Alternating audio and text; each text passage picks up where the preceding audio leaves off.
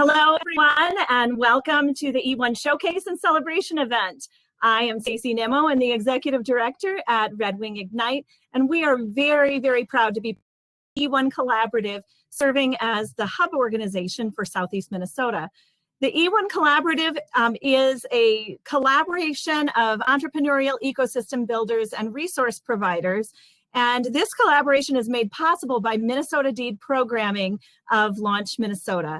Tonight, our 17 partner organizations are here, joined by several entrepreneurs from Southeast Minnesota. You'll hear their stories and can cheer their successes as we all celebrate together. Then with that, I am now going to turn this over to the president of the Rochester Area Economic Development, Inc., John Wade. Thank you very much, Stacey. Really do appreciate it and all you do. And I watch that all the time. You're impressive, and thank you. And we're all grateful for your work. It's my pleasure to introduce today Steve Grove, the Commissioner of the Department of Employment and Economic Development. He's got a great background, both not only the public service he does today, but the private sector service is meaningful, and we all benefited from it. I'd also like to welcome Neela Malgard, Executive Director of Launch Minnesota. Welcome. Commissioner Grove is going to work out some technical issues. He does not have the same setup that we do or that we're seeing right now. So I'm going to jump in and go first. It's wonderful to be part of this celebration. I have the privilege of working with so many of you. And now it's been about a year and a half since I've transitioned from Red Wing Ignite to the Minnesota Department of Employment and Economic Development to lead Launch Minnesota. Today, I want to highlight the incredible work of E1 and the startup community in Southeast Minnesota. I'll walk you through the goals of Launch Minnesota, the progress, and share some of the tangible ways that the Southeast region has been engaged and is benefiting. Our first priority was creating access to capital for our startups. We created innovation grants for high-tech startups. We've already granted about $2.4 million, and proud to report almost $300,000 have gone to 9 startups right here in Southeast Minnesota. Those are Blue Water Farms, Cytotherics, Geneticure, Live, Give, Save, who you'll hear from shortly, Marblehead Medical, NanoDropper, who is also part of the program, Phenomic Science, Phrase, Leah Labs, and you'll also hear tonight from Jock Lab, who also was an innovation grantee. And also in 2021, the Angel Tax Credit is back. We have $10.2 million in tax credits for our investors. In 2019, this type of tax incentive was able to incentivize over $1 million in private investments in just 3 companies. We also want to build better bridges between our investment community and our startups.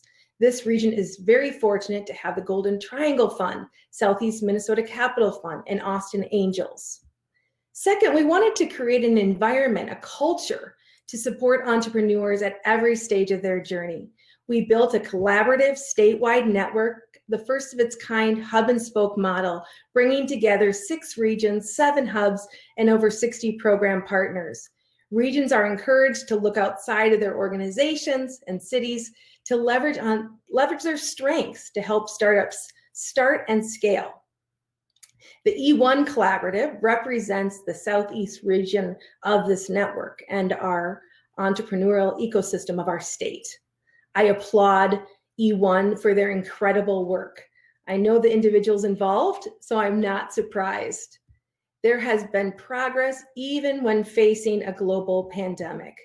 They just received another grant to continue these efforts in 2021. Now we have granted this region $145,000 to supplement their funding for this type of important work. I'd like to share a few examples of how Launch Minnesota is working with E1 to grow Minnesota's innovation ecosystem. First, our co-working spaces play an important role in our communities. After COVID-19, we began connecting and convening these spaces across Minnesota to learn from each other. I want to thank Jamie Sensbach at Collider for jumping in and helping co-host these valuable discussions. Stacy Nemo and Shannon Harris with Red Wing Ignite are our grantees and the hub lead for this effort. They are responsible for collecting very vital information, data, and our reporting. And this is the first time in Minnesota history that we are going to be able to collect this type of data corner to corner across the state, so we can really identify the gaps and the opportunities in our startup community. Another goal of Launch Minnesota is to continue to grow our entrepreneurial talent. Collectively, the partners of E1 have provided lean startup training to over 356 individuals since April. They've joined together to provide office hours to 239 entrepreneurs and engaged over 650 people in webinars. That is incredible considering they had to shift all of their planning to virtual platforms in 2020. I'm also happy to report in the near future, we will be convening higher ed institutes. They play such a critical role in our innovation ecosystem. Christine Beach as a board member of our advisory committee with St. Mary's University, and she will be helping co-host these really important statewide conversations. We are all here together today because of our desire to accelerate and support and serve our innovators and entrepreneurs and startups. Entrepreneurs, we thank you for your tenacity and passion. You are solving real urgent problems like improving health and financial outcomes and creating new solutions to improve the way we live. Entrepreneurs know that whether you need funding, connections to resources, people, or education, the E1 Collaborative and Launch Minnesota aim to be your front door. I am confident with the people and businesses involved in tonight's celebration, our cities, the region, and our state will prosper now and into the future. Thank you so much for this invitation. It was an honor to be with all of you today. And I have the pleasure of introducing our Commissioner, Steve Grove, to say a few words. Welcome, Steve.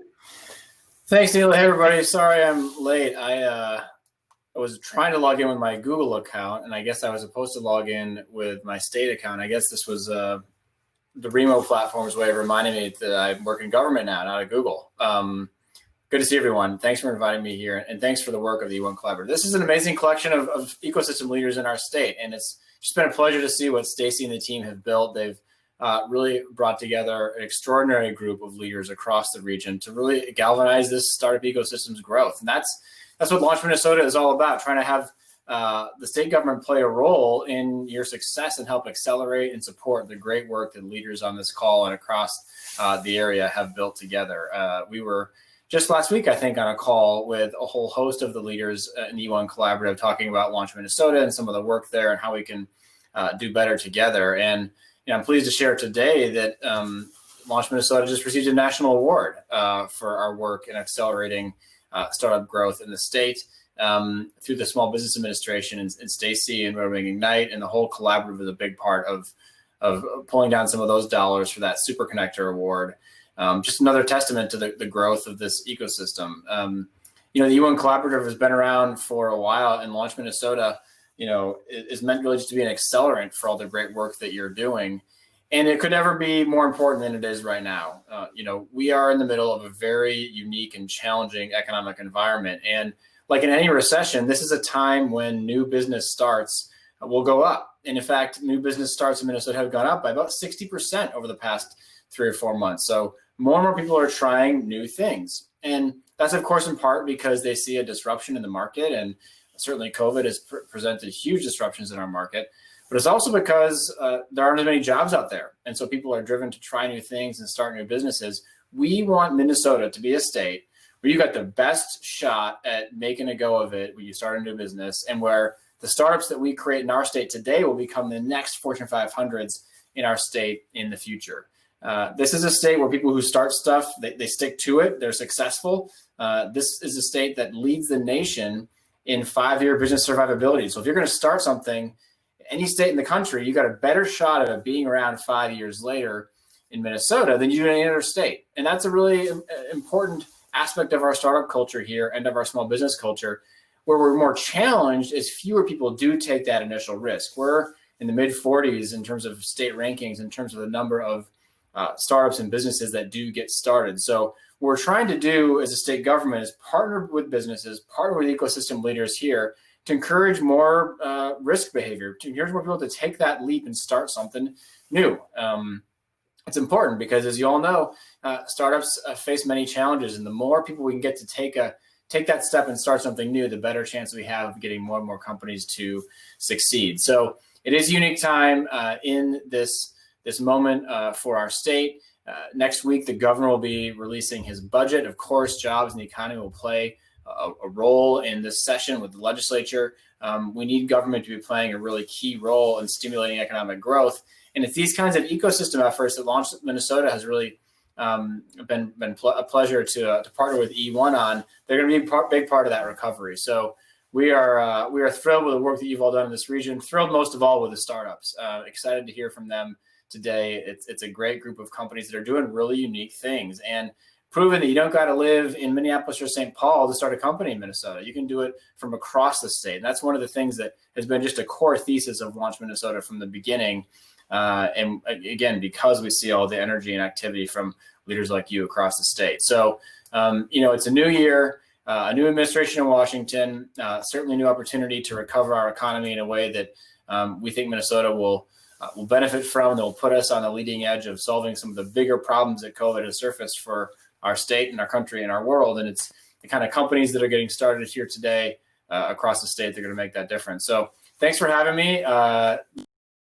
And sorry for the delay in hopping on, but pleased to get a chance to connect with you all. So thanks. Thank you, Steve, very much. And it makes a huge difference what you're doing and merging that public and the private sector and all of these people from E1 that work so hard to make this happen. And Commissioner, thank you very much for your leadership. It means a lot. Thank you, John. Thank you very much. Good to see you. Next, we'd love to show a video highlighting some of the faces of E1. And then we will hear from Margaret Bransford from St. Olaf, who's going to highlight some of the work of our E1 educational partners in 2020. Hi, thank you, John. And what a nice video. It's great to see everybody's smiling faces there. I'm going to take a moment and share my screen.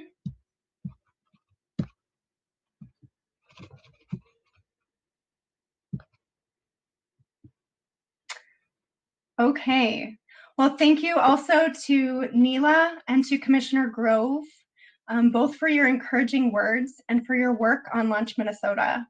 The E1 would not be where it is today without your support. Well, good afternoon, everyone. I am Margaret Bransford, Associate Director of Entrepreneurship and Outreach at St. Olaf College. I'm a proud member of the Entrepreneurs First Collaborative. My colleague, Christine Beach of St. Mary's University and Will Kitchen of Winona State, we work closely together and with our student entrepreneurs to advance innovation and entrepreneurship in southeastern Minnesota. As I'm speaking briefly with you today, you will see a few of those entrepreneurs highlighted in the slides right next to me. Our students are innovative and persistent. They dream of urban greenhouses, of filmmaking, of a market solution for water pollution, of patients connected to their loved ones, and of renewable, sustainable textiles. They use the resources of the E1 to move their ideas toward implementation. So how has the E1 partnership impacted what we as higher education institutions can do for entrepreneurs? Well, first of all, it has opened up our networks. Need a connection? The E1 has 16 organizations we can reach out to with an industry-specific ask. Secondly, it has leveraged our limited resources. Need a resource for a fine arts major who wants to build an app? We have access to coding boot camps, startup weekends, and entrepreneurship education like Lean Startup and Disciplined Entrepreneurship. Third, it has allowed us to help both students and startups. We can connect students with internships in startup companies, building entrepreneurial skill sets in the students while fulfilling a resource need for the companies. Fourth, It has helped us plant the seed of entrepreneurship in students so that years from now, when they're ready to take the leap, they think of southeastern Minnesota as the place to be an entrepreneur. And most importantly, the E1 has been a catalyst for communication. Whereas before, we may have talked to one another a few times a year at most, now Christine, Will, and I speak constantly.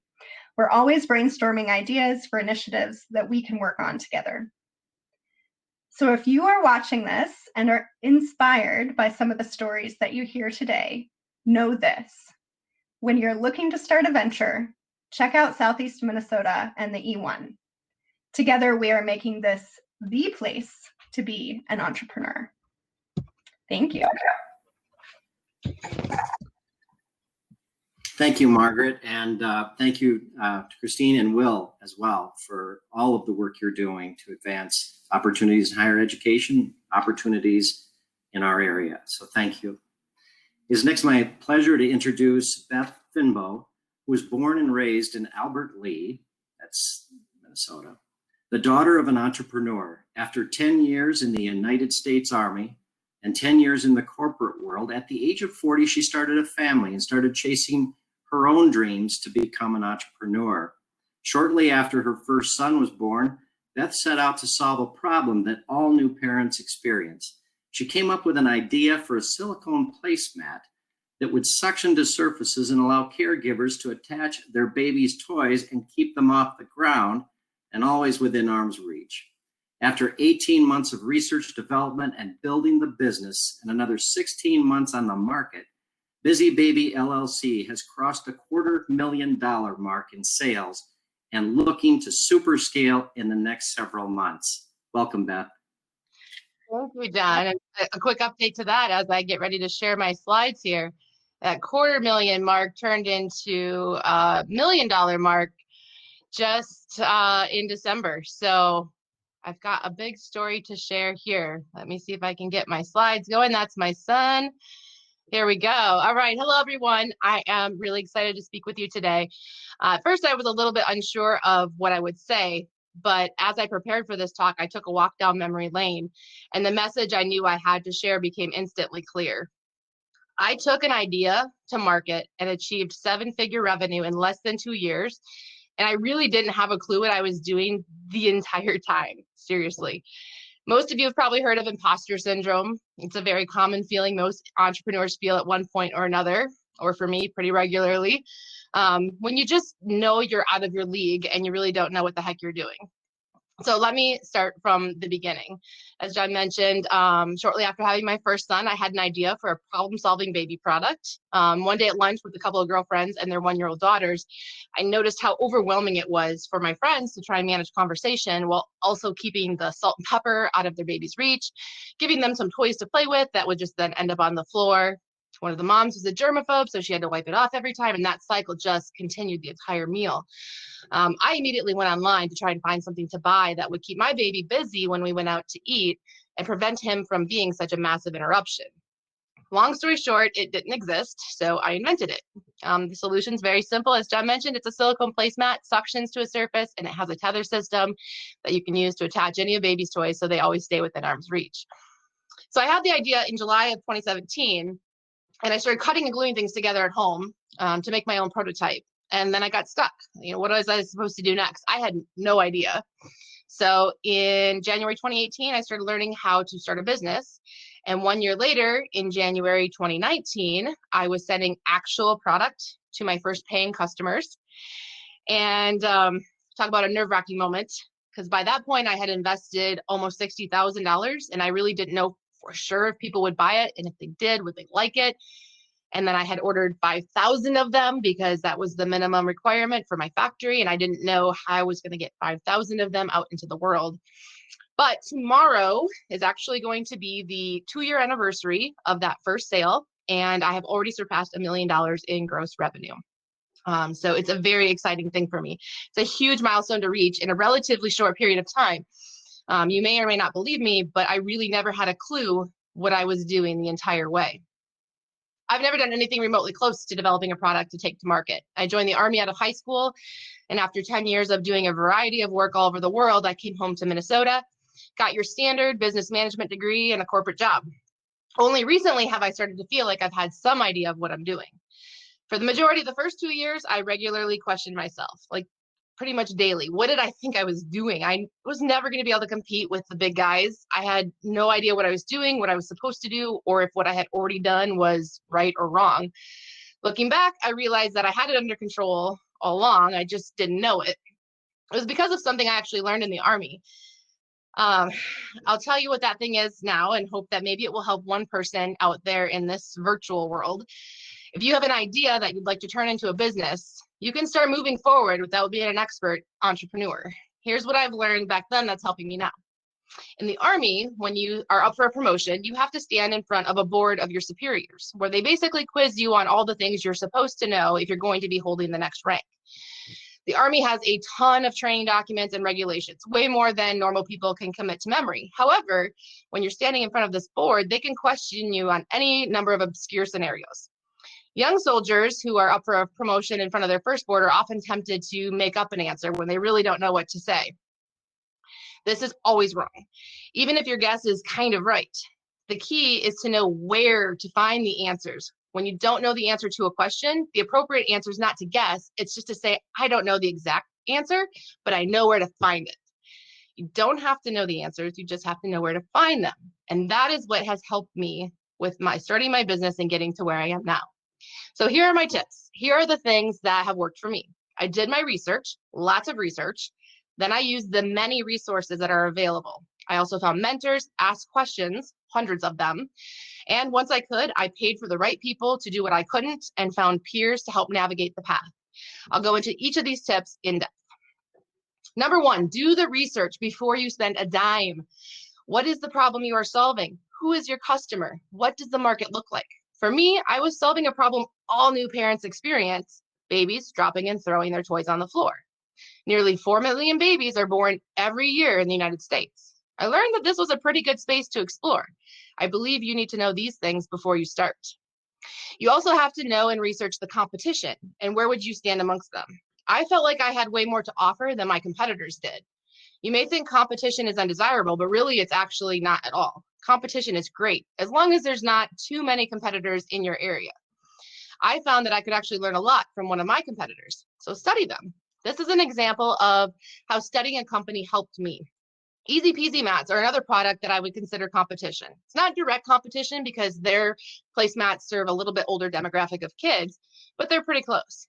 By studying that business's story, I saw what was possible and felt more confident that I could do it too. So before you ever spend a dime, I recommend doing as much research as you can. Number two, use the resources. I can't emphasize this enough, and that's, I think, the great thing about E1 coming together. These are just some of the resources that I've used during this journey. It all started with Bunker Labs, a nonprofit organization that helps veterans and their family members learn how to start a business. While taking advantage of their 12-week Launch Lab course, learning how to be an entrepreneur, I also work with the Small Business Development Center. They helped me vet my idea and connected me to Red Wing Ignite, where I met Neela Molgard. Neela was my champion the first 2 years, helping me connect to people and places that could help. Those who know Neela know she is doing this at the state level with Launch Minnesota. If you have a tech idea, you must connect with them. Oops, jumped ahead, sorry. I worked with SCORE to find a mentor that could help me answer intellectual property questions. Did you know that you should conduct a thorough patent search before you invest any money into product development? I didn't know that. I found that out when I was already $16,000 into my project. Fortunately, everything worked out, and I now own 3 written patents and have a few more in the works. Pitching my business numerous times at 1 Million Cups events not only prepared me to pitch my business well when it counts, but these events also allowed me to meet several more mentors that have helped me along the way. That's also how I got to connect to the amazing patent attorney that got me the 3 written patents in nearly record time.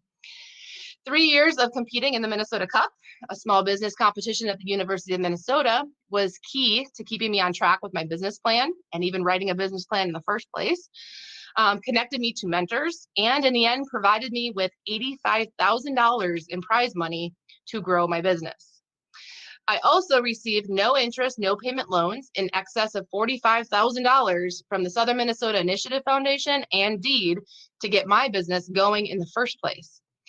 These resources are out there to help entrepreneurs, so I urge everyone to reach out to all of them. Number 3, ask questions. In addition to all the resources listed on the last slide, I also spoke to more than 100 strangers, all much more successful than me. At first, I felt bad asking people questions. I felt like I was too new or immature to be taking time from these successful entrepreneurs. Once I realized that they were happy to help, I just became grateful for the opportunity to talk and be further connected with each conversation. For the most part, people are happy to help and have no problem giving a newbie 20 minutes of their time. So here's my tips for that. Do your research on them and their business before talking to them. Be grateful and respect their time and their schedule. Let them know what you are up to so that they can better answer your questions. I was really weary of saying too much in the beginning because I didn't want anybody to steal my idea. I've learned that unless you're actually talking to someone in the space who has the money and the resources and the time to do what you're trying to do, you don't really need to worry that much about IP. It's much more difficult and expensive than you think to take an idea to market. These are the questions that I asked almost all of my mentors. They helped me to avoid mistakes that others had already made. They got me in contact with more people that I could learn from and helped me really avoid a lot of costly mistakes that I didn't want to have to make, that I was scared about. And I also got additional contacts that got me connected to even more people who could help.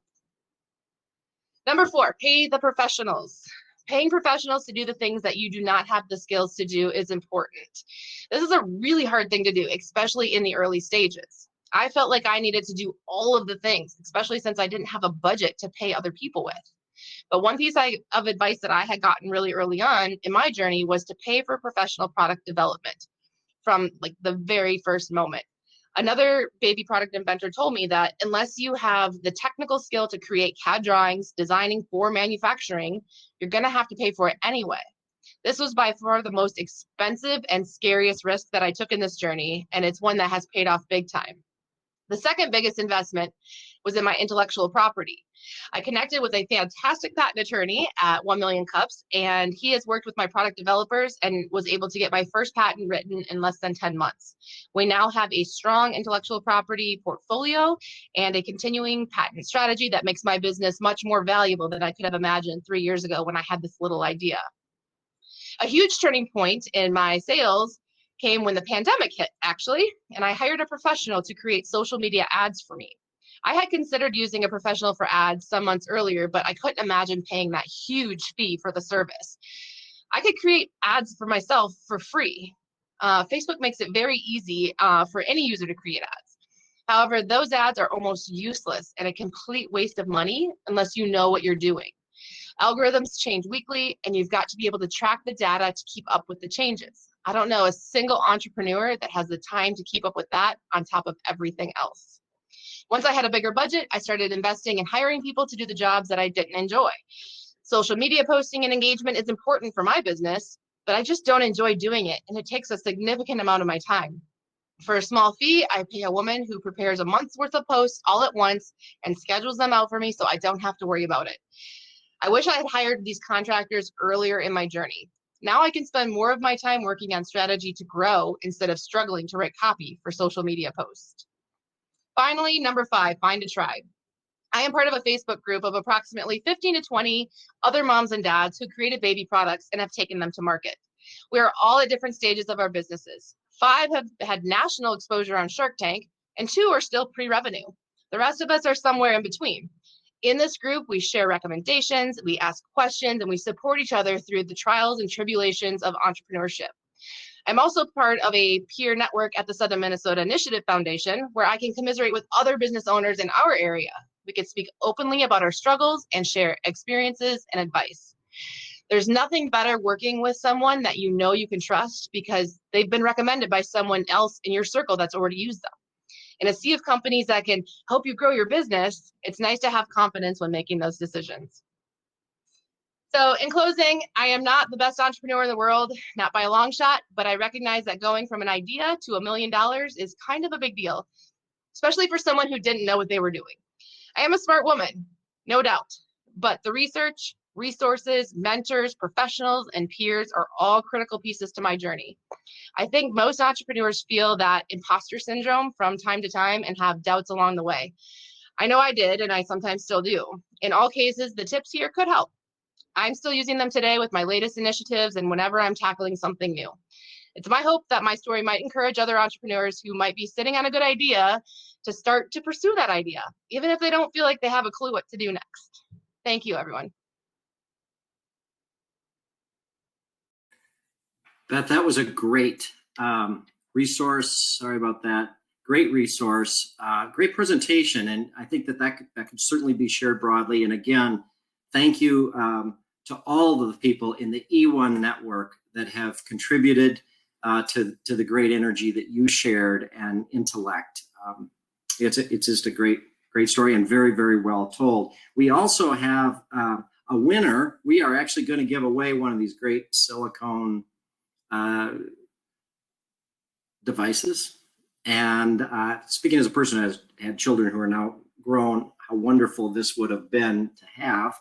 But we are very pleased to announce that Lisa Reichs, I hope I'm saying that right, Lisa, pronouncing that last name right. Lisa Reichs has won the silicone mat. So congratulations to her. Next, it is my pleasure to introduce a person I've known for many years of her work and also her generosity in the community. Jocelyn Ramundo is the founder of Rochester Home Infusion. Her passion for extending excellent inpatient care from the inpatient to the home setting started in 2001 when she helped launch Home Infusion Pharmacy at Children's Hospitals of Minnesota. More recently, she ran the Midwestern division of Accredo Home Infusion Specialty Pharmacy for Express Scripts.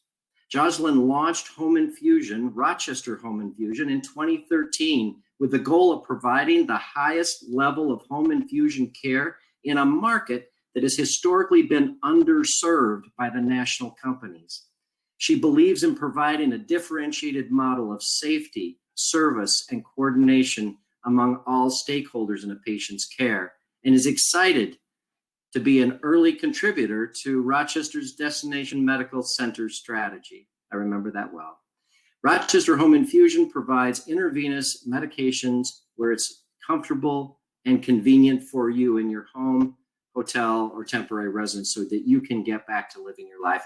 Hey, welcome. It's good to see you. Unmute your, yeah. Perfect. Right? There you go. Good to see you. Very nice to see you. Thanks, Wade, for the introduction. And Beth, that is a great. I want to thank everyone for spending this afternoon with us. And to Commissioner Groves, thank you so much for the opportunity to really host a lot of the entrepreneurs and really tell our story on what our business is, who we are, and what we're trying to do, not just in our community, as well as in southern Minnesota and the whole state of Minnesota. As John has said, we have a very interesting story to tell from Rochester Home Infusion. As a lot of you know, I am not a southern Minnesota native. I actually moved to Rochester to launch my business. And as Beth had mentioned earlier, market research is really key in terms of launching your business and knowing where to launch and where to launch it. So my business is a very, very interesting way of delivering care to patients. It's a very niche market. I have been in home infusion for the last 20 years. I launched a home infusion department at Children's Hospitals of Minnesota, specializing in pediatrics. I was with them for about 10 years. I grew the business to a $23 million business in about a year and a half. After 10 years, I moved to run a Midwest division for specialty pharmacy and home infusion that was owned by Express Scripts and Accredo Pharmacy. And it was about a $75-100 million business. during my time with Express Scripts and Medco, that is when I was exposed in the southern Minnesota market, and really made a realization that there was no home infusion provider that was actually in southern Minnesota. And I about launching a business back and forth when I was in the Twin Cities. And when I was tempted and I was looking at doing it on my own, I did my market research and made a realization no way I could compete in the Minneapolis, St. Paul, the greater Twin Cities area. As I dug in more, I realized that there was no home infusion provider located in Rochester, or really zeroing in serving patients in southern Minnesota. Another factor that clued me in that Rochester was the best place to launch my business is when I stumbled upon the Destination Medical Center website. That was an old website. And there was a map over there that pretty much showed the other DMCs. I saw Hopkins, I saw UCLA, Sloan Kettering, UC San Francisco, or the Bay Area where I trained. And what I did is I mapped the home infusion providers that were serving all those destination medical centers, and realized that most of them had about 10 to 13 home infusion providers that's located within 30 minutes from the hospital. And so I kind of scratched my head and said, I wonder how many there are that are serving Mayo Clinic, that's within 30 minutes from Mayo Clinic in Rochester, and found out that there was none. And so I knew that I needed to move my family. I needed to get to know Rochester. I needed to get to know Mayo Clinic, and I needed to formulate a plan on how I would form a collaboration and supporting the very high level of care that these patients are getting from Mayo Clinic. I knew then as well that I was going to be competing with the big national companies owned by CVS Caremark, as well as Walgreens, located in the Twin Cities, since they have been serving patients from southern Minnesota, being discharged from Mayo Clinic from the Twin Cities. And really a lot of those job creations are being created in the Twin Cities, and a lot of the investments are actually not being done in Rochester. And so I really wanted to make sure that I understand that, and I understand what the challenges were. In order for me to compete with the big national companies, I needed to offer something different. It's a little bit David and Goliath, and I always my business partner always reminded me that I really cannot compete the way the national companies compete. I have to offer something different, something that is compelling, and I need to really differentiate the services that I would be offering that a lot of the national companies would not be able to match. So fast forward 7 years after, we have been in operation for 7 years. We have grown in revenue, as I was sharing with some folks, that year after year, we grew about 20. And with the advent of the pandemic, last year, we grew about 50%. It posed a lot of challenges. We are very excited in terms of what we're doing, and the demand for home infusion is even greater than before. So where are we right now? Rochester Home Infusion, we have served probably more than a lot of patients coming from more than 40 states. We have served patients internationally. And we are licensed in South Dakota, North Dakota, Wisconsin, the whole state of Minnesota.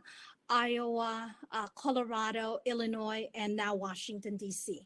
And really, the idea is for those patients who are needing intravenous medications at home, that is coming from our big institution in southern Minnesota, namely Mayo Clinic. What we would like to be able to deliver is a very compelling customer service care, in addition to the medication that they're going to be taking home with them. So it's a very different model. It's a differentiated model than the national companies.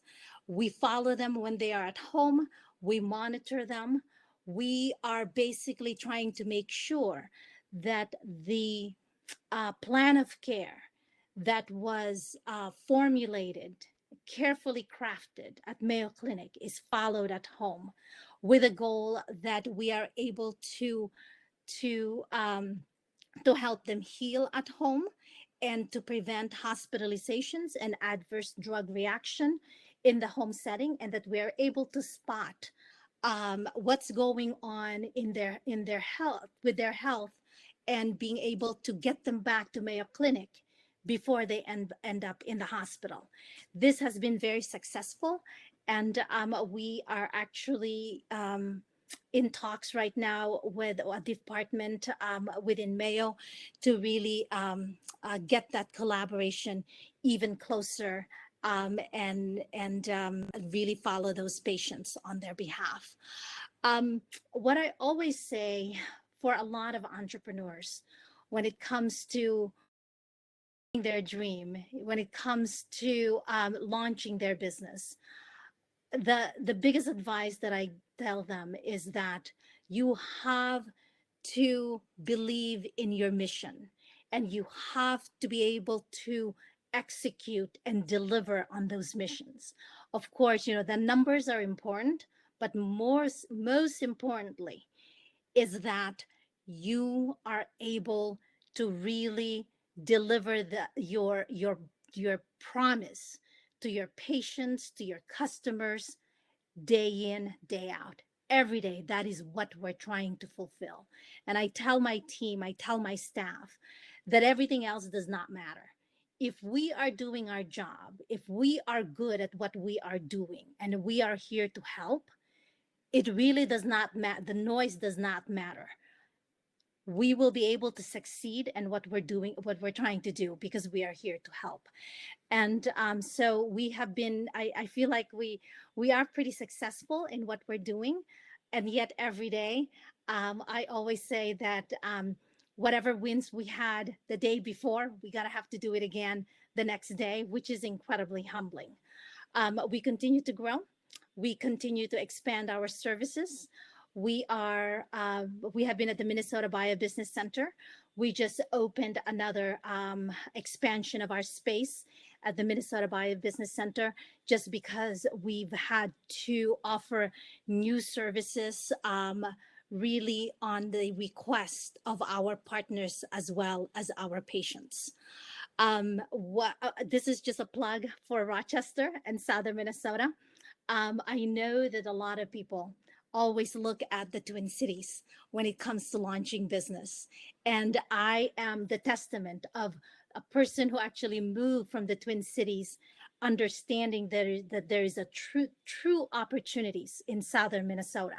So I encourage a lot of entrepreneurs to look at Rochester, because Rochester, in many ways, it really truly embraces a lot of entrepreneurs. I did not know anybody in Rochester when I moved to Rochester, and yet leaders like Wade has been incredible in my success.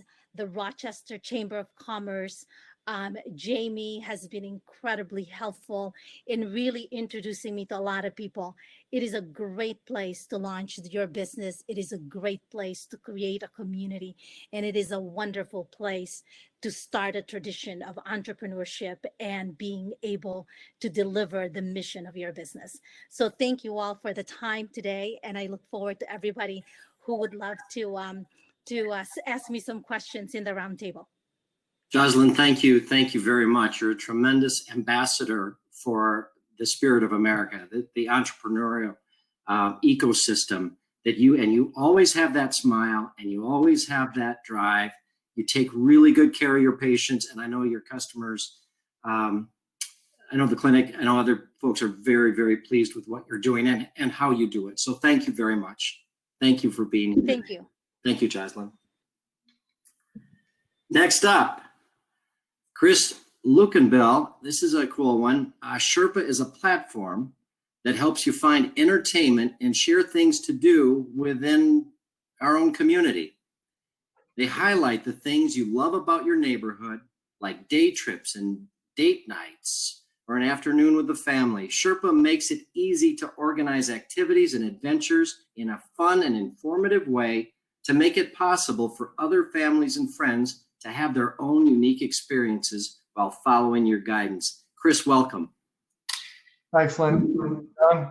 Everybody for joining. I'm going to share my screen. Let me just get over to that screen. All right, there we go.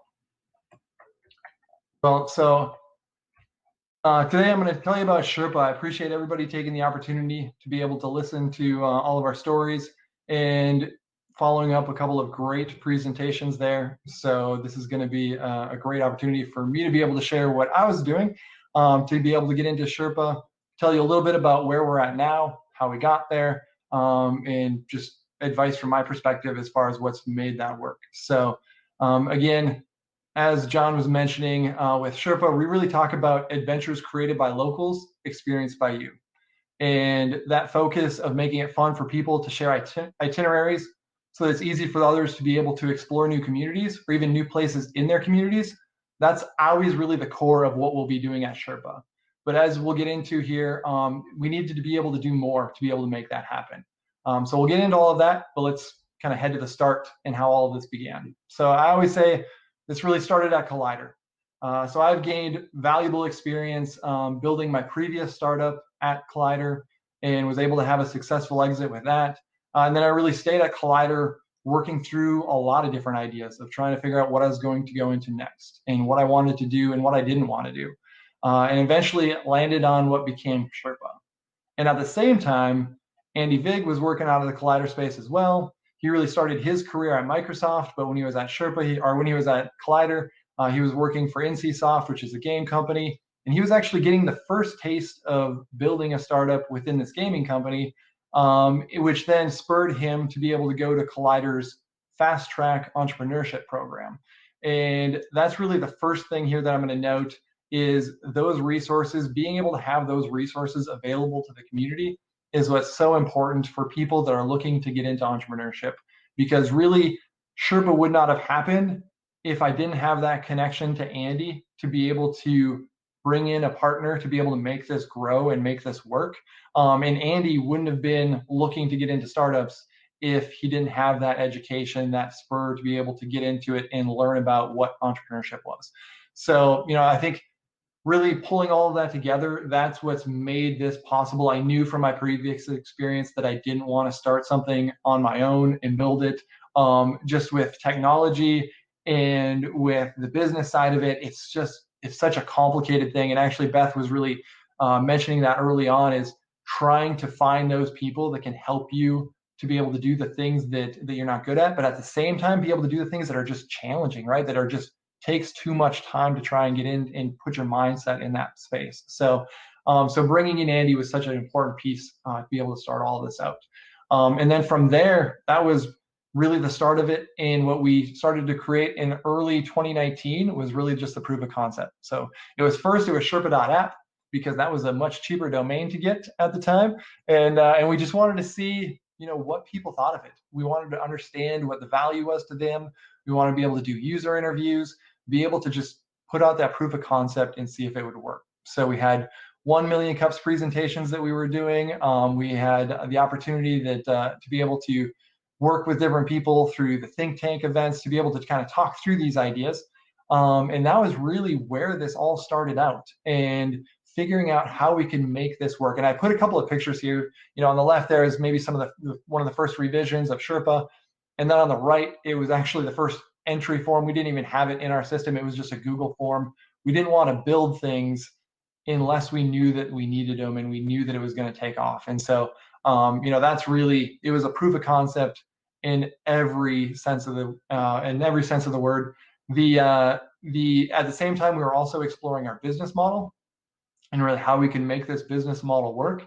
And that's where we started to get into trying to validate this idea with kind of the next stage of it here. So I guess I'll just jump into that here. And this is now 2020. We've gone through the proof of concepts phase. We've started to figure things out about what we're going to try and make this work, how we're going to try and get this out there. And really 2020 is where everything started to take off. So as the world was blowing up around us, especially in the world of travel, we are finding ourselves in this unique situation. And it was kind of twofold. One, it was just where we were at as a company. We just happened to be starting to figure things out. But then on the other side of it, with COVID, local travel was the only travel, right? And so people were starting to try and find places to discover in their local community. And that really helped Sherpa shine. It really brought us to the forefront of what people were recognizing as a good opportunity. So the first step in that was the Ignite Cup through the E1. And that was something that allowed us to be able to get our name out there, allowed us for people to be able to see what we were doing. But then the biggest thing that got us to was being able to get into the Minnesota Cup. As was mentioned earlier, Minnesota Cup is such a valuable opportunity for companies that are looking to first put together a really good business plan, because I will agree with Beth on that as well. That was the first time we really put the work into putting a business plan together, was for that competition. But then also networking and building that community. I think, again, the thing that I really want to highlight here is bringing people together, finding people that can help you through this process. It's such a valuable thing. And so that's where the Minnesota Cup was such a great opportunity for us to be able to get that mentorship, be able to get introduced to more people in the community. And then we happened to be extremely fortunate that we were able to get into not only the semifinals via E1 with the Ignite Cup, but then we got into the finals. We ended up getting third place overall in the high tech division, which was outstanding. And then we were also named the most innovative Greater Minnesota startup through Deed, which was an outstanding recognition. Also came with some funds that came with that as part of a grant. So that was an excellent opportunity for us to be able to really kick things off. And then finally, I even put KTTC on here, another opportunity where it was just networking in the community, putting ourselves out there to be able to have conversations. And that got us to be able to get onto KTTC, both on their online and on air, to be able to highlight some of our adventures, which is, again, just help to get the word out there, get people knowing that we exist, both from the traveler and the creator side of things, and then the communities that we're starting to work with as well. So I guess that's the next thing I want to highlight here, the communities that we're looking to work with. Really, when we were going through the Minnesota Cup, the big thing that we were trying to figure out is, what is our model going to be? Are we going to try and focus on the creators and trying to figure out how to drag the content creators out of the real standard process that we're already doing for Instagram and WordPress, putting out the content on these platforms, and try and drag them over to our platform and say, hey, this is the best place to do it? And we really thought that that was just a really challenging thing, to go creator to creator to creator, try and build that model up. So what we ended up going for is finding a market that was already looking for our product. And that was the visitors bureaus, the destination marketing organizations, the places in our communities that are trying to highlight what's unique about their communities, places that are trying to improve their marketing and get more engaging content to really just help make it easier for people to explore their communities. And that's what we can deliver through Sherpa. So we actually partner up with communities via subscriptions and get the content out to communities so that they can be able to highlight what's amazing about their communities.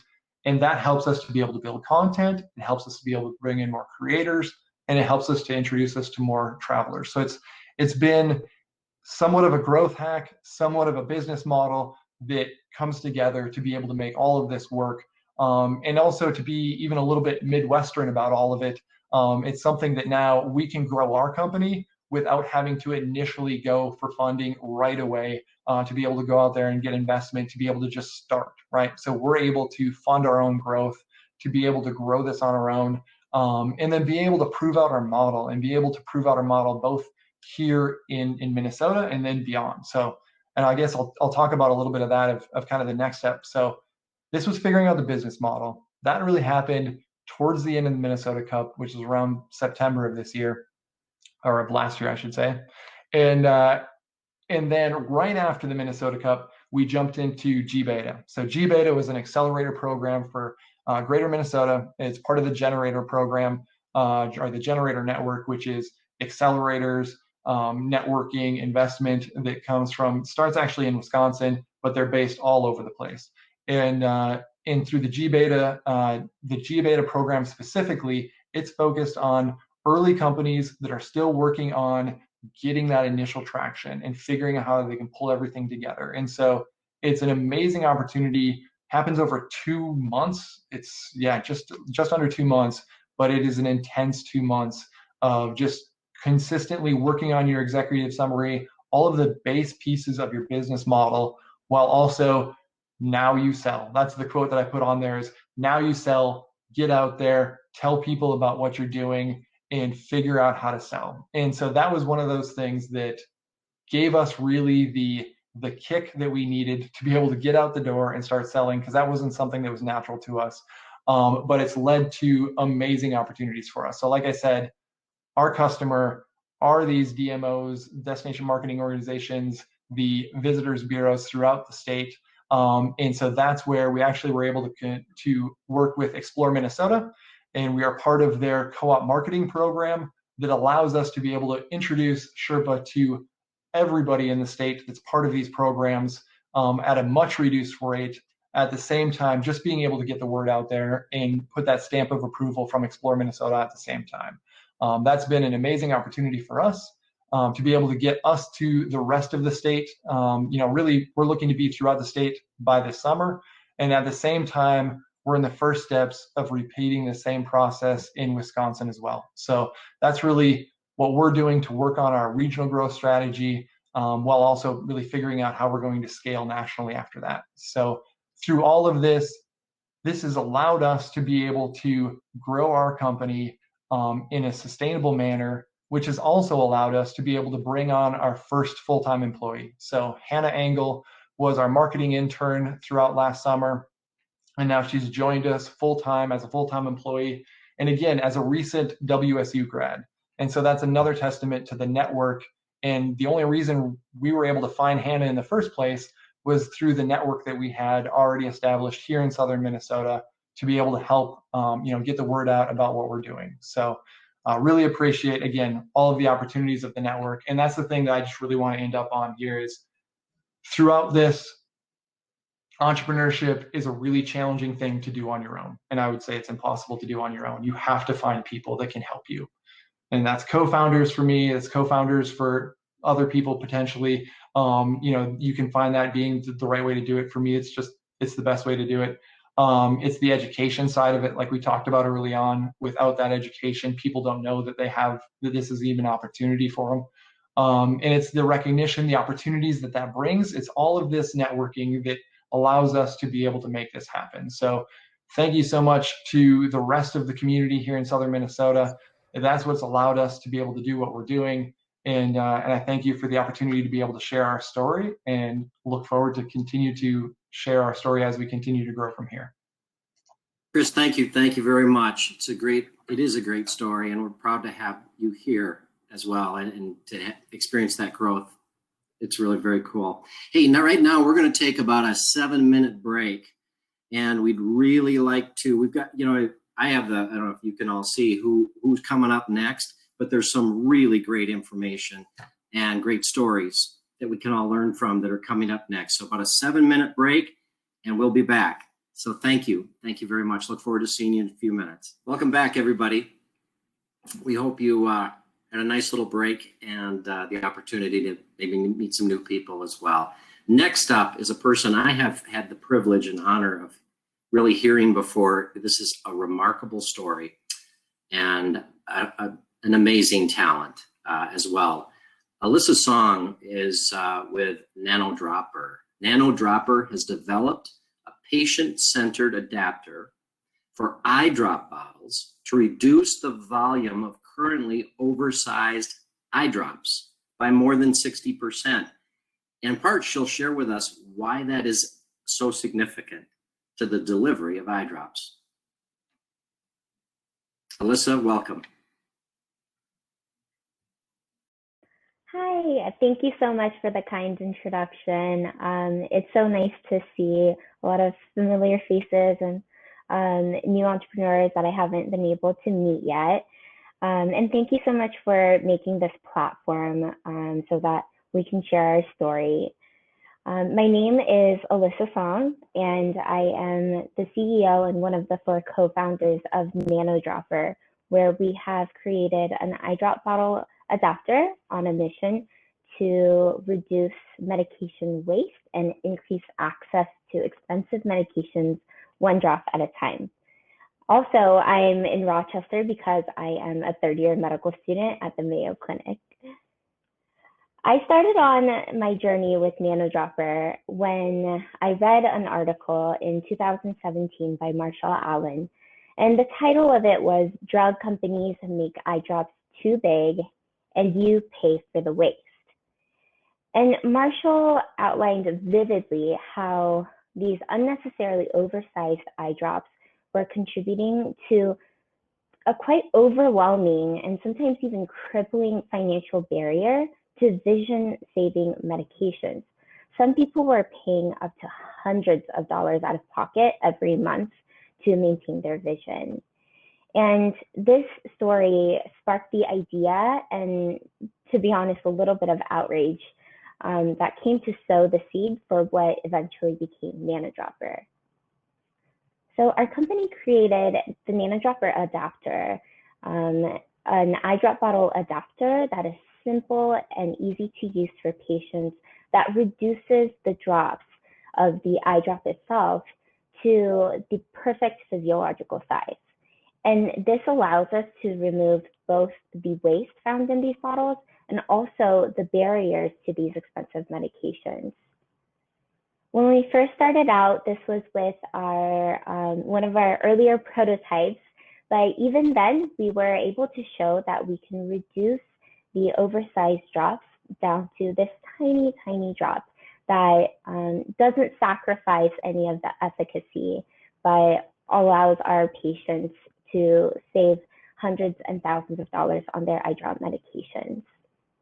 And I personally found this to be so important because I grew up with healthcare as a luxury, and I've even had a personal experience with a health scare that forced me to put a number and a price on what I thought my vision was worth. And I'm not alone. My co-founders all have had similar experiences with healthcare that drove us to a unified mission and a want to dedicate our careers to solve complicated healthcare problems that drive inequities. When I first heard about this problem, I took it to Elias, who was a mechanical engineer by training, and together we drew on a whiteboard about what possible solutions that we could offer. And in the end, the things that were really important to us was that it would empower patients to take some of that control back of their eye care. And that's really why we developed an adapter instead of other solutions. And I took that, and at the time, Elias and I were both recent grads, and I was working at a neuroscience laboratory at the University of Washington, where Jennifer was completing her PhD and Mackenzie was finishing her master's in bioengineering. So from there, we had very humble beginnings as a student team, and we got our starting capital through competing in student level competitions, business competitions, and design competitions that really allowed us to get our start. Since then, we've successfully been able to raise a Series C round recently, and most recently been named as honorees of the Forbes 30 Under 30 list, which was a huge validating moment for our co-founding team. In addition, we have expanded our team with Robbie, Alina, and Christy, who fill our marketing and sales needs, and we're also supported by our great advisors, in both the medical, academic medicine to the industry, and they really have been crucial in teaching us and mentoring us to this point. With the support of our advisors, we launched our flagship product in June of last year in the middle of course, the pandemic, and we have been distributed across the US. We have over 2,000 units now in the hands of our patients and actually eye care providers as well. And to that, we have 21 partner clinic locations that are currently using nanodropper adapters for their in-clinic drops, as well as making it available for their patients. And as you know, 2020 was a really difficult year, especially for small businesses, and these eye care clinics were no exception.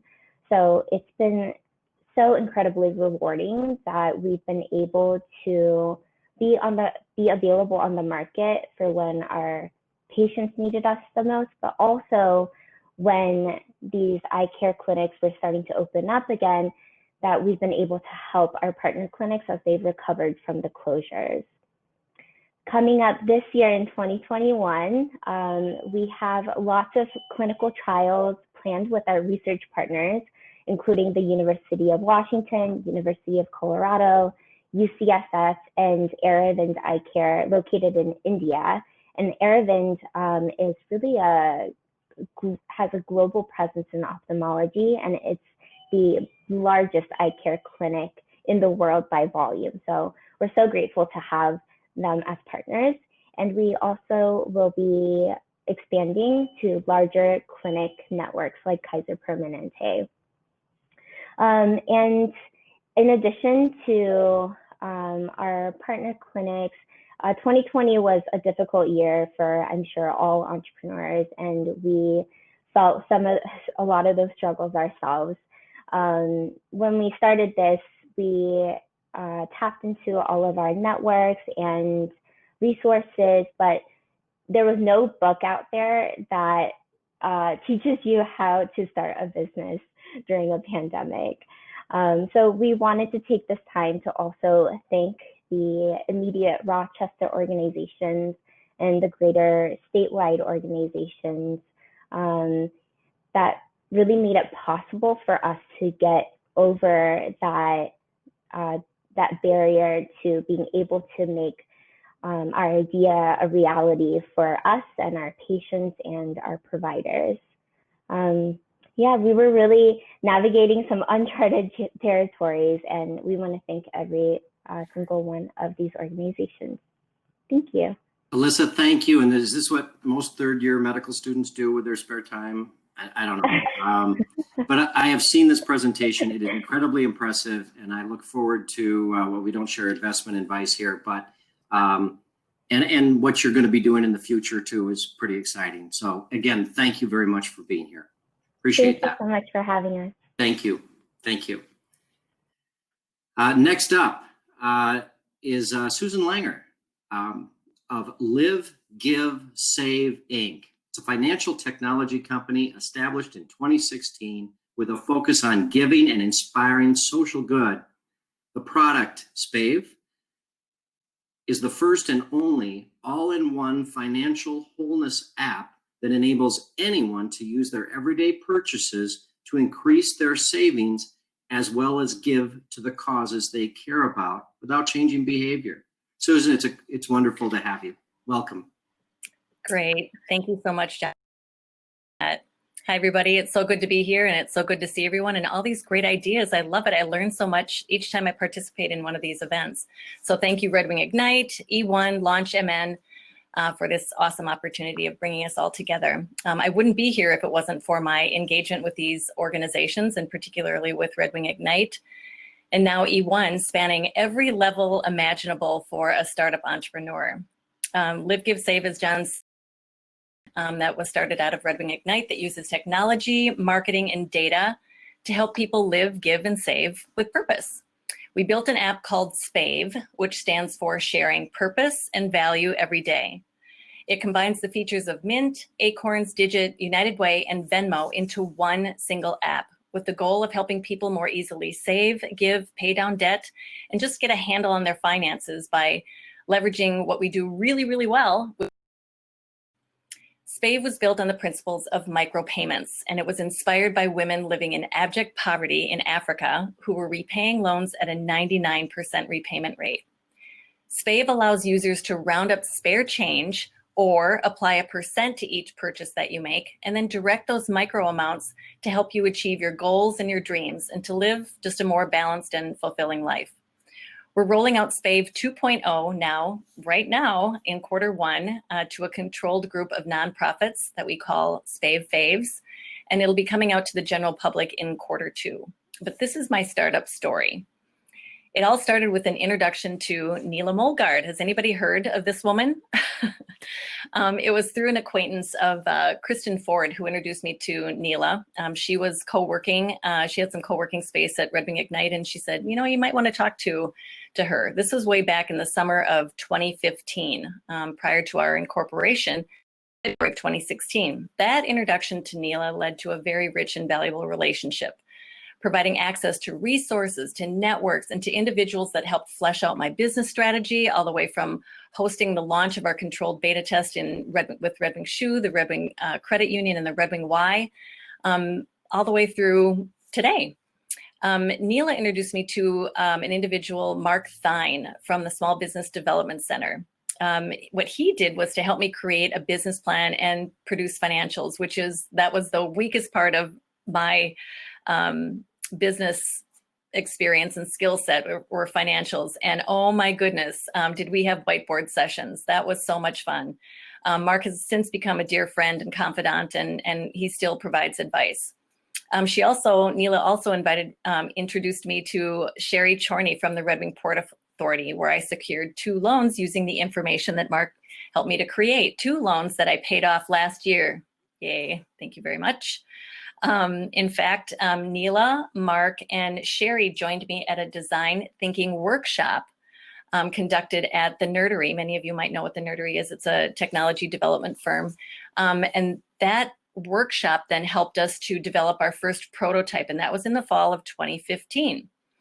That demonstrates support, right, from a real community. Individuals who barely know you, taking 2 days out of their busy schedules to wrap their arms around a local entrepreneur to help them shape and grow their business. It was something else.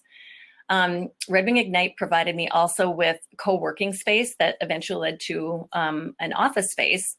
It also provided a professional atmosphere that us entrepreneurs need to have if we're presenting ourselves to potential investors or strategic partners. It's a place where I could conduct meetings and use state-of-the-art technology and the broadband internet access, allowing me to include individuals from remote locations. So we had our kickoff meeting or session that was in March of 2016. That was so cool. We had people from California, from Charlotte, North Carolina, and New York that were on the call. So I felt pretty proud to be a part of something like that at such an early stage of my business.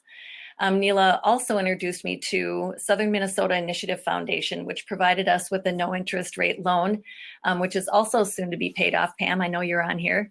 I also have participated in a number of events that Smith puts on, and what a great organization that has been and a partner in E1. In January of 2017, we actually won the Ignite Cup, which is a regional competition now called the E1 Ignite Cup. But at that time, it was sponsored by Red Wing Ignite, Smith, and Deed, Minnesota Deed. And it placed us in a semifinalist position in the Minnesota Cup. Unlike Chris and Beth, I did not make it any further than that, but that was okay. It still provided me with great connections to wonderful people that I continue to interact with and that have been great sources and resources for me. I'm controlled beta through a community partnership with Red Wing Shoe, the Red Wing YMC, and the Red Wing Credit Union. That provided valuable insights to us because those were the 3 groups that were focused on, employers that have employees that are looking to better manage their finances and give to the things that they care about. And then we had the Red Wing YMCA, and then of course the credit union. So what we learned from that was that we needed to streamline our onboarding process. The product actually worked in the beta setting. So that was a, check the box, that was good, that worked, but we really needed to streamline that user interface. So we redesigned our user interface. We switched our aggregator from Plaid to Yodlee, and that was the worst decision we could have made. Big lesson learned, and it was a very costly lesson learned. We didn't do the right due diligence on that. I paid for the due diligence, but it wasn't done well, but that's okay, we move on. We were also the first startup to receive investment from the newly formed Golden Triangle Fund that Neela mentioned in her opening remarks, and that was pretty cool. I felt pretty proud that we got that. It was a small amount, but it was a very important amount, and it was very, very valuable. We established a foundation too, the Live Give Save Foundation. It was a nonprofit, and prior to getting that 501c3 status, Red Wing Ignite actually served as our fiduciary agent, enabling us to accept those donations. So again, they're always there for you when you need them. In the spring of 2018, I moved to Charlotte, North Carolina for 3 months to participate in a fintech accelerator. And Charlotte is where my co-founder, Ajay Nair, lives. And so that was a good experience on many levels. The commitment, it was major commitment away from my family, but it was well worth it. And I've participated in 2 accelerators since then, all with varying levels of return on investment. But I would say, as Chris mentioned, the G-Beta accelerator here locally out of St. Cloud was fantastic. I mean, it was really valuable. So I highly recommend that. Immediately following the Charlotte accelerator, we launched our MVP in the App Store, and that's right when we ran out of money. So we raised more money to keep it going, and every month it seemed like it was a challenge just to keep it going. It was unbelievable. In total, we've raised $700,000 in 2 convertible notes, loans, and grants, which allowed us to develop prototypes, have that controlled beta test that I referenced. And then to create marketing materials, we filed 3 trademarks and a patent, and we created a pretty groovy brand.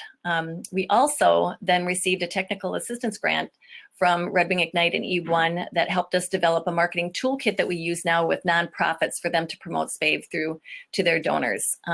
And they also helped us with developing digital assets. So it really was interesting, and it's how amazing how when you think you can't go any further and you're not going to have another nickel to pay for anything, poof, some funding would show up from somewhere. So in late 2019, we applied for the innovation grant from the state of Minnesota through Launch MN, which was huge. We applied for it and we did get it. It was a total game changer for us by every measure. But of course, then COVID-19 hit. So we decided to take our app off the App Store to preserve cash and then to conduct some more market research and redesign, once again, our UI.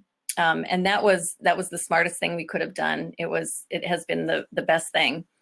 But another thing I wanted to mention too, right after that, we had the opportunity through E1 to connect with interns from the E1 ecosystem from Winona State, St. Olaf, and St. Mary's. And those interns, wow, they were phenomenal. They provided valuable contribution to marketing, finance, data analytics, insights, of course, because they're our target audience.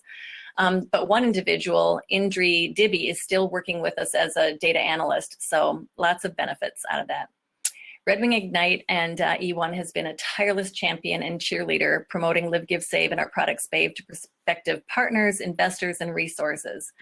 I won't kid you, launching a fintech technology out of a rural community in the Midwest as a seasoned woman has not been easy for many reasons. However, my partnership with Red Wing Ignite and E1 and Southeast Minnesota community as a whole has delivered way more than I ever expected. And best of all, I have priceless friendships that will endure beyond this present moment.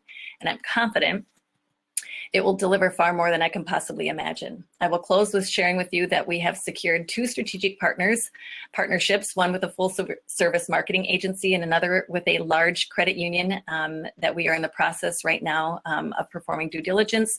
They're performing due diligence on us to become our lead investor. I'll know more this evening. So it's never a dull moment in Startupville, that's for sure. So thank you, Red Wing Ignite, E1, Launch MN, and thank you, Neela.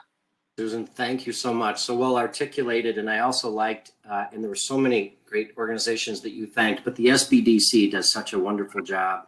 in our area as well. Yes, And so you. thank you for that shout out as well. Again, thank you and congratulations and continued success to you. Thanks, John. Thank Thanks, you. everybody. This next up is Annie Barlow, and I don't know who did this schedule to come up with a food theme at 5:30 when I'm kind of hungry, but I'm really excited to have Annie here. Time-honored Thai for today, made with curiosity, culture, and community. Thai pop brings the best to the present, Thailand to Minnesota, and the passion for good food to you. For Annie, it's a passion, a legacy, and a bridge. Cooking is a way for her to feel joy, honoring her mother and first home by serving, and her first home by serving the people in her new community. That's why Annie and her husband Ryan, a Rochester native, created Thai Pop. It's a labor of love to bring two homes and two worlds together in one place, to honor all who came before by serving all who gather today and tomorrow. Thank you so much for being here. Thank you so much, John. That's a great introduction. Thank you so much, John. Hi everyone. My name is Annie. I'm the chef and owner of Thai Pop. Born and raised in Thailand. Moved here about almost 8 years now.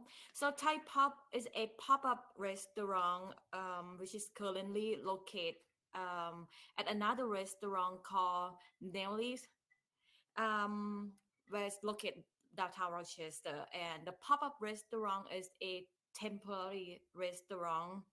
Can happen anytime or anywhere.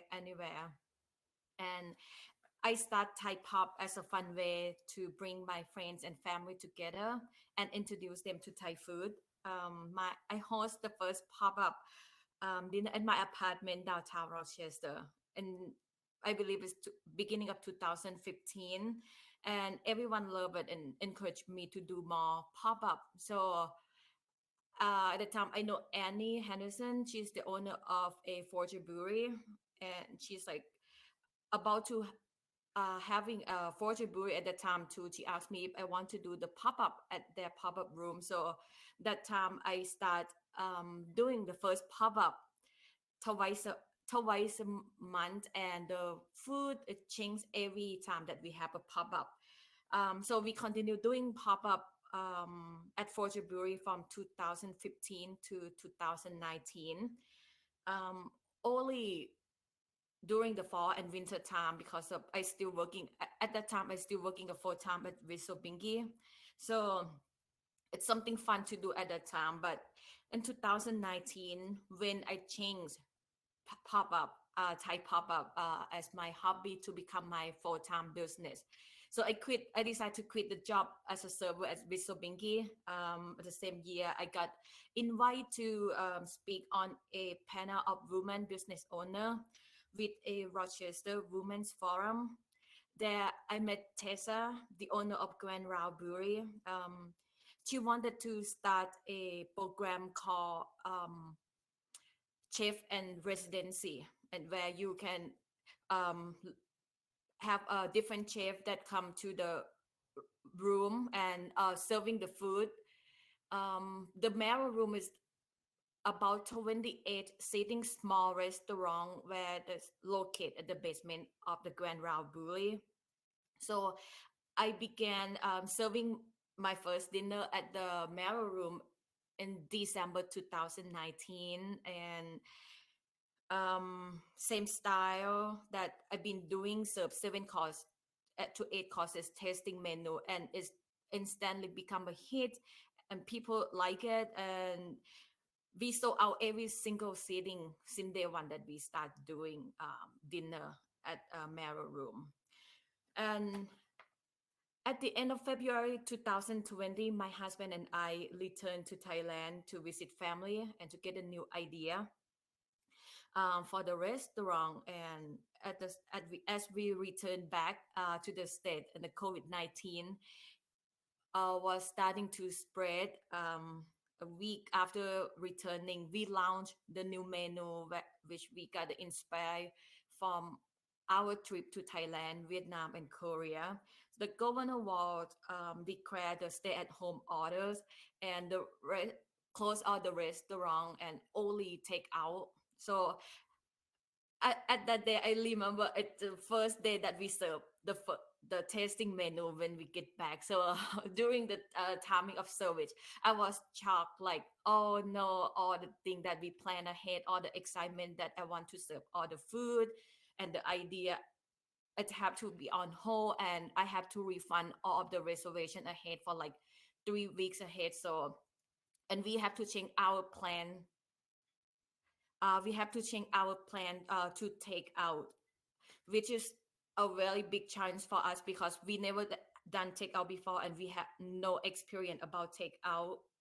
But luckily, we got my sister-in-law. She's a graphic designer and a marketing, so she helped us a lot to like rebrand and recreate our website. So of course, I never done take out before, and so the first night of takeout was disaster. The food ran out like 45 minutes to hour late. So, and at the end of the night, Tessa, the owner of the Grand Route, she's like, end up giving us some advice we have to do, how to run the food, organize everything. So the next day we got everything changed completely, and the food ran out on time. So it's a very big help from Tessa, big help from Grand Route Staff Kitchen that helped us get through that difficult time.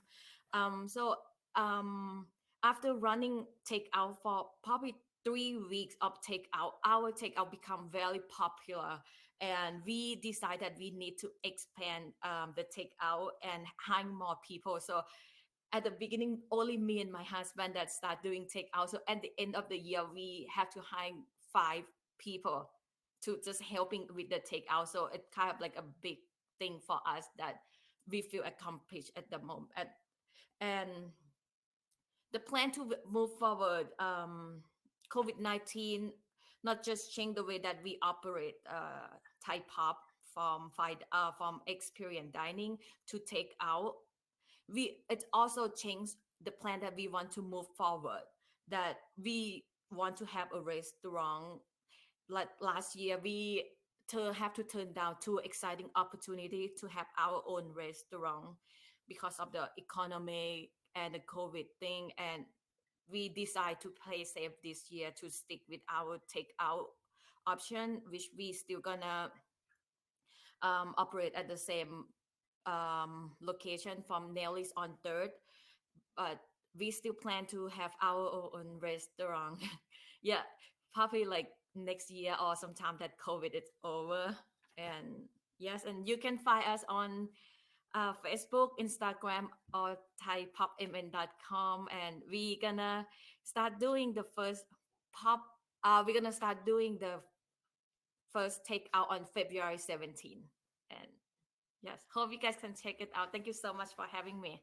Annie, I just want to tell you, I have eaten your food. I live downtown, so if you ever need to test on anybody, I can be over there in about 5 minutes. But it's absolutely wonderful, and I'm so proud of you and your continued success. So thank you for being here tonight.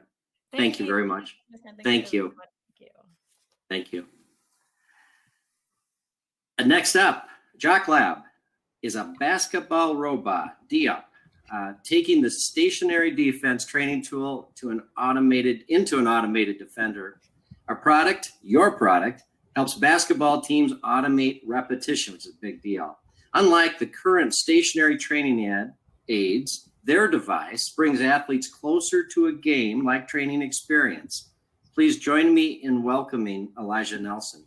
There you are. Welcome. Thank you. Hello, everyone. It's all yours. Thanks. Thank you. Thank you. Hello, everyone. I'm Elijah. I'm with the Jock Lab team, and we're a Minnesota-based sports technology and robotics company. Robots are starting to play a huge role in sports training, and the pandemic has only increased the demand for robotics and automation, even in sports. So at Jock Lab, we're developing an automated a training device that would allow athletes to train or play a game of basketball with the robot. And I'm going to play a video of our concept prototype that we launched this past summer. And the athlete in the video is from Minnesota, reached out to us on Twitter and asked to play a game actually play with the robot. And so we did it, and it was fun. And so I'll show you that video now.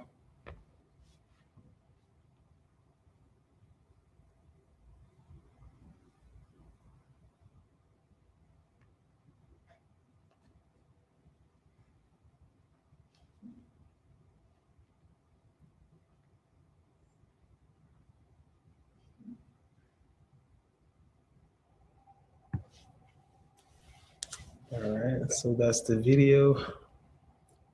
And then so next, I would just like to talk more about our journey, our startup journey with this timeline, and also highlight the entrepreneurial ecosystem in Minnesota and how it helped us get to where we are today. So in the beginning, I built the first 2 prototypes in my dorm room to prepare for the Gusty Cup, which is a pitch competition by Gustavus for students. And for me, robotics has always been a passion of mine. I've been doing it since middle school. And so when I came up with this idea, I spoke to a few coaches and players. They were excited about it. And so I started building. And that same year, I won the pitch competition. Jock Lab was created, and we kept building. And so what's next for us was our partnership with the University of Minnesota and Mankato. We reached out to the engineering department, and the dean really liked what we had going on and gave us an opportunity to work with a group of senior engineers to develop our product. So pretty much developing our product became their senior year project. It was fun, the students enjoyed it, and we got a good product out of it at the end. And around that same time, we were connected with the Southern Minnesota Initiative Foundation. And we had known about them from the Entrepreneur Bridge event that we would always attend. And so we got an opportunity to compete in the Student Business Plan competition in 2019. And we won the first place prize award. That was a huge boost for us. It helped us with our research and development efforts at MNSU. And shortly after that, the engineering seniors had finished the minimum valuable product that we're working on. And that's the same robot that was in the video. And that video got a lot of support on social media. Basketball coaches reached out to call us, athletes and trainers asked us if they could play a game of basketball with our robot. So it's just a pretty good experience and encouraged us to keep building. And after that same summer, we presented at the Beta Showcase, and we won the Golden iPod Trophy. And that was a huge opportunity for us to connect and get a feel for more of the startup ecosystem here in Minnesota. And shortly after that, we were part of the Beta Accelerator Fall 2020 cohort, which we just graduated. And again, it was a great way for us to network and see what was more available in Minnesota as far as startup resources. And around that same time, we had learned that development with colleges was a good way to stay lean and bootstrap. We get to build at no cost to us while also maintaining our intellectual property rights. And so we reached out to the University of St. Thomas, and we're currently working with a group of engineering seniors who are developing the final prototype of our product. And around that same time as well, last fall, we connected with Red Wing Ignite, and how it started was I reached out to Collider, spoke with Jamie and the team. They referred me to Marshall, the Red Wing Ignite entrepreneur lead, an amazing guy. And then shortly we enrolled in the Lean Startup School. And then that Lean Startup class, we got technical assistance as well as more access and ways to network within the entrepreneurial ecosystem here in Minnesota. Let's see. And most recently, the Launch Minnesota, who recently awarded Jock Lab a grant to accelerate our growth. And as of now, again, we are finishing up our final prototype with the University of St. Thomas. So we're just excited to keep going and plan to have that product launched early spring of this year, actually. And so that's the story so far. And we're excited to continue growing in Minnesota. We appreciate the support. Minnesota has a great entrepreneurial ecosystem and has a lot of resources for startups and small businesses to grow. And to finish up, here's just a quick snapshot of the Jock Lab team. We all actually met in college. We played a lot of club sports together, and everyone on the team has played a role in our growth so far. If you have any questions or want to reach out to me or anyone on the team, please feel free to reach out. Elijah, great story. Thank you so much for sharing it. What's next? Where are we at right now? Yes, what's next for Jock Lab? We're preparing to launch our final product, which is the product that we're going to go commercial with and go to market. Great. Great. Let us know if we can ever be of help too. Just Thank you. great project. Thank you for being here today. Thank you. Thank you. I just want to say special thanks to this team. I get a script. Jamie tells me what to do, particularly Stacy and Shannon and Jamie and the entire E1 team that has made this all possible. And I'm honored really to be here. I've been a part of startup businesses in Scandinavia and have run businesses here and nonprofit associations. But when I came back here into active duty, if you will, in this sphere in our area, I can tell you that we are in such better shape today than we were 6 years ago when I went back into the private sector, to see the remarkable innovation that is happening here. Not only the presenters that we've heard, but if everyone in this audience could see how much work goes into building and maintaining and sustaining this entrepreneurial ecosystem, it is truly remarkable. It didn't exist. Now, that's not entirely true. The Southern Minnesota Initiative Foundation and many others were around and ready and others.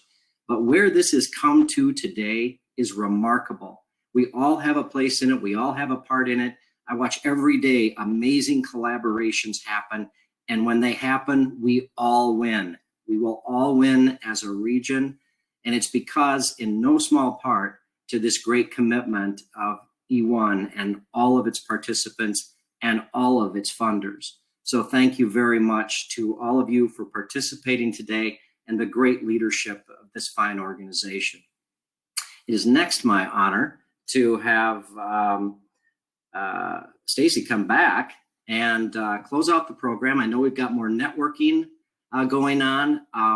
But anyway, Stacy, again, thank you for having me tonight, and thank you for all of your amazing work. Thank you. John, thank you so much, and thank you for being such a wonderful MC. And it has been such a wonderful night to just see on display the amazing work and growth and progress that has happened across our region, and to hear the stories from these regional entrepreneurs. And John did such a great job with acknowledging and thanking all of the E1 partners, which together we all are better, and with what it is that we can do and accomplish. Minnesota and Southeast Minnesota are great places to start a business, and the E1 Collaborative is here to partner with and support those entrepreneurs and small business owners. We're very, very excited to be grant awardees for a second year now in 2021, and we're already working hard on new programs and educational opportunities for entrepreneurs in our area. And if you are wondering how to get connected, please reach out to any of our E1 partners. You can also visit the E1 website, and maybe somebody can throw the link up in the chat for us, or also our Facebook page. We would love to get you connected to those right resources that will most help you. And thank you again to Commissioner Grove and Neela for your time and the ongoing support, all that you do for the ecosystem across the entire state of Minnesota, and how you support Southeast Minnesota. And biggest thanks of all, though, to all of our entrepreneurs for taking time today to be with us. We celebrate you, we celebrate your successes, and we are really honored as the E1 Collaborative to support and walk alongside you in your journey. And we're very, very excited to continue to cheer you along and to see the amazing things that are going to unfold. So lastly, thank you to everyone who joined in our celebration tonight. We look forward to seeing you again in coming months, in workshops, in webinars, in the peer networks, and also when we gather again somewhere around this time next year to celebrate even greater successes. So thanks again to all of you, and we look forward to connecting with you. Please feel free to stay and chat, visit the various tables, and visit the entrepreneurs as well. Thank you again.